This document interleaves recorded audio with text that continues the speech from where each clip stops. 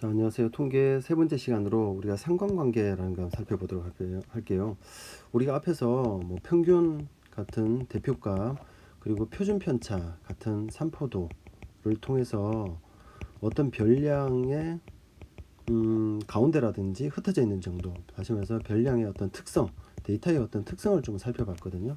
그런데 이걸 할 때는 우리가 이 별량이 되게 한 가지인 경우를 살펴봤습니다. 예를 들어서 뭐 온도가 어떤가, 아니면 어떤 점수가 어떤가 이런 걸 살펴봤겠죠, 그죠? 근데 우리가 이제 수집하는 데이터들을 보면 어떤 두 개의 별량 x, y가 동시에 존재하는 경우들이 있을 수 있어요. 예를 들면 어떤 날의 강수량, 우산 판매량 이걸 동시에 한번 생각해 볼 수 있습니다. 동시에 생각하는 이유는 얘를 하나를 x, y라고 하면 x, y 사이에 어떤 관계가 있지 않을까를 살펴보는 거죠. 그 관계를 통해서 어떤 걸 우리가 예측할 수도 있지 않을까 한번 살펴보는 겁니다. 예를 들면 한번 살펴보죠. 강수량과 우산 판매량 어떨 것 같나요? 강수량이 증가하면 우산 판매량이 증가할까요? 네, 강수량이 증가하면 비가 자주 온다는 얘기네.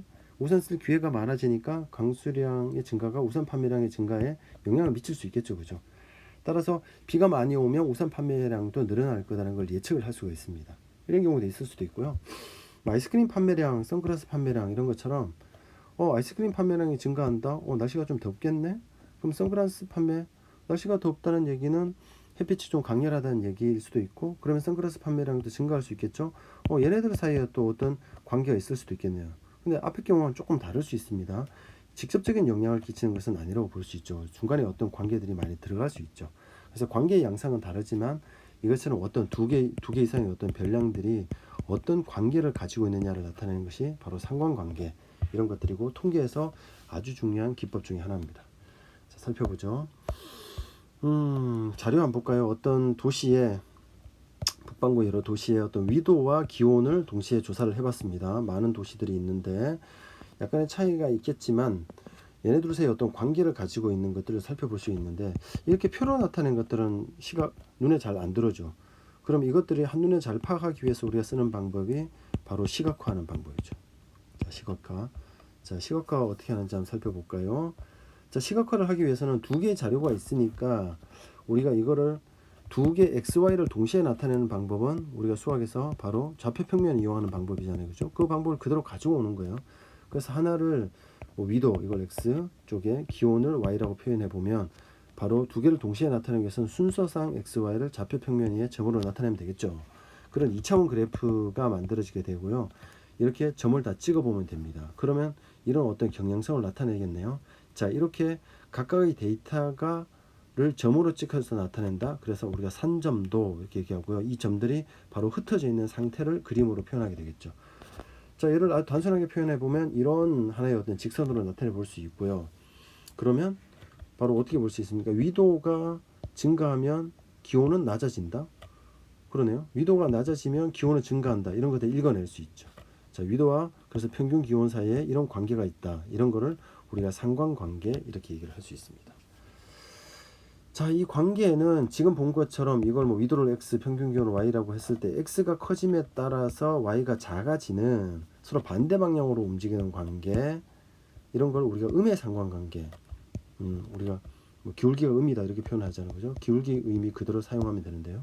이럴 수도 있고, 아까 봤던 것처럼 뭐 강수량과 또 우산 판매량 사이의 어떤 관계를 보면 강수량이 증가하면 우산 판매량도 증가했죠. x가 커짐에 따라서 y 값도 대체로 커지는 관계, 당연히 기울기가 양이니까 양의 상관관계 이렇게 표현할 수 있습니다.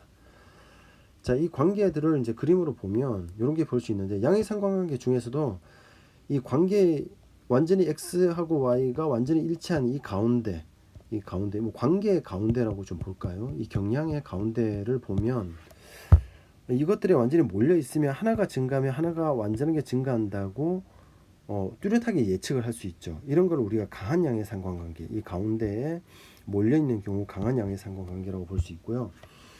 하나가 이렇게 점들이 흩어져 있게 되면 하나가 증가한다고 하나가 뚜렷하게 증가한다고 보기 좀 어려워요. 흩어져 있는 경우는 좀 약한 양의 상관관계 이렇게 표현할 수 있습니다.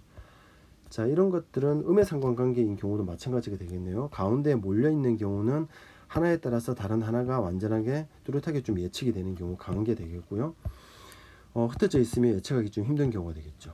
이 약한 경우가 좀 심해지면 이 관계가 너무 희미할 수 있겠죠, 그죠? 그래서 하나가 증가할 때 하나가 증가하는지를 확실하게 알 수 없어요. 이런 경우, 뭐 이런 경우 다 해당되겠네요, 그죠? 그런 경우에는 상관관계가 없다 이렇게 표현할 수도 있습니다. 자, 어떻든 이런 경우는 지금까지 우리가 앞에서 살펴본 것처럼 사실은 그래프를 이용해서 우리가 이 자료들이 어떤 특징이 있는지를 살펴보는 거고요. 여기에 해당하는 게 바로 산점도로 표현하는 방법입니다. 자, 그런데 하나의 어떤 별량에 대해서도 우리가 이것들을 하나의 어떤 수로 나타내서 보면 더 간단하다고 했는데, 그것이 바로 평균을 이용하고 그 평균을 우리가 분산으로 표현해서 또 평균을 중심으로 흩어진 정도, 분산, 그리고 표준 편차를 이용해서 표현해보면 어떤 하나의 숫자를 가지고 이 데이터의 특징을 훨씬 더 잘 표현할 수 있었잖아요.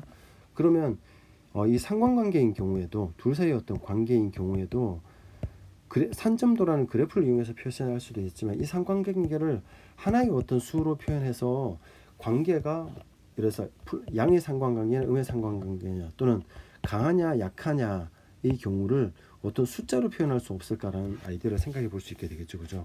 자, 이 과정은 실제 계산하는 과정은 좀 복잡한데 나온 결과를 활용하는 것은 굉장히 많이 쓰이니까 그 개념만 조금 간단하게 한번 살펴보도록 할게요. 자, 조금 비슷한 아이디어를 따라가는데요. 우리가 어차피 가운데를 표현하는 건 평균의 개념과 거의 똑같고, 산점도는 하나 x가 아니라 x, y 사이의 관계, 둘 사이에 엮여 있는 공통의 어떤 성질을 찾아내는 거죠. 그래서 이 평균으로부터 우리가 좀 어렵지만 공분산이라는 걸 찾습니다. 공분산, 코베리언스 xy 이렇게 표현하고요.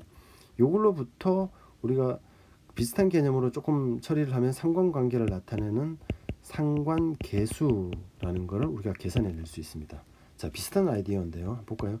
분산이라는 게 뭐였습니까? 분산이 바로 평균으로부터 흩어진 정도를 가지고 그 편차들을 제곱해서 평균 내는 거였죠. 자, 편차를 제곱한다는 얘기는 편차를 두 번 곱한다는 얘기잖아요.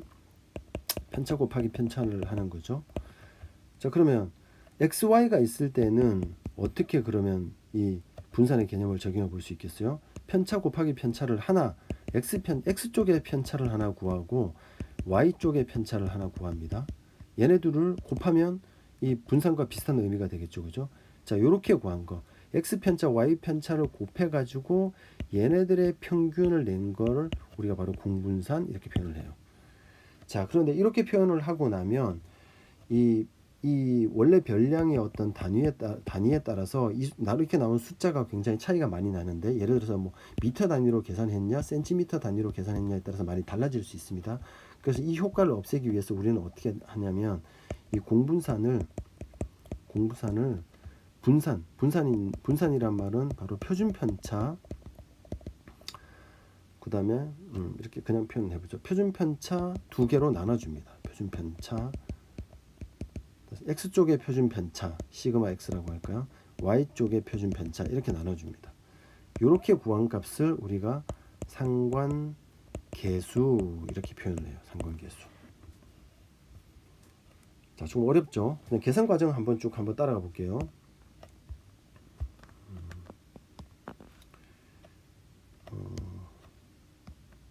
자료 한번 아주 간단한 자료 하나 해볼까요? X, Y 이런 값을 우리가 1, 2, 3, 4, 5 X가 이렇게 있을 때 1에 따라서 Y는 뭐 2, 1, 3, 5, 4 요 정도 한번 해보죠.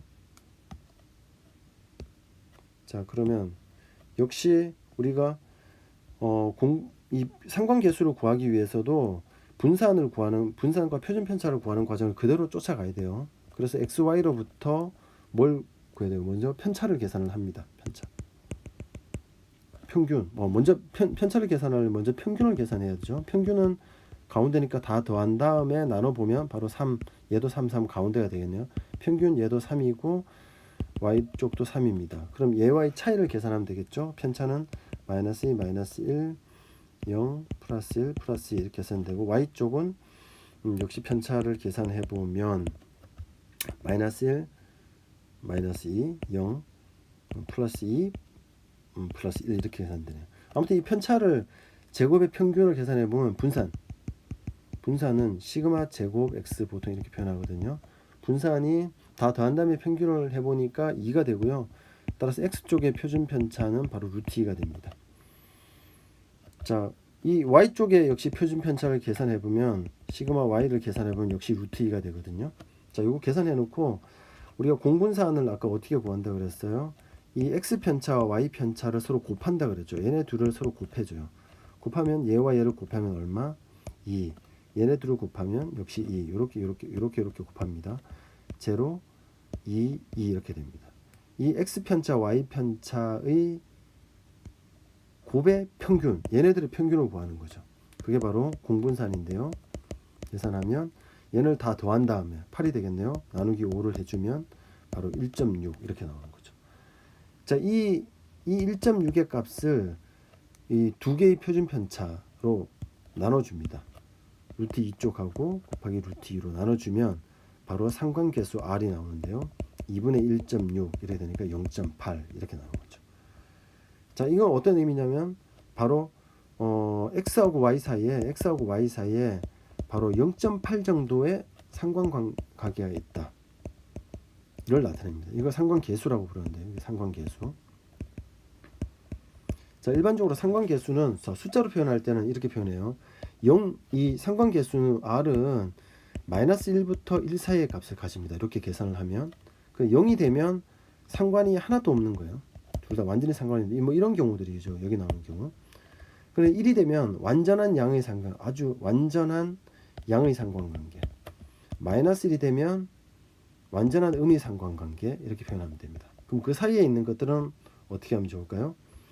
자, 대개 0.1, 0.3, 0.7을 기준으로 봅니다. 그래서 0.7부터 0.1 사이에는 매우 강한 양의 상관관계, 0.3부터 0.7은 강한 양의 상관관계, 0.1부터 0.3은 약한, 그리고 마이너스 0.1부터 0을 포함하는 건 상관관계가 없다. 음의 쪽도 같은 방향으로 생각을 하면 되겠죠.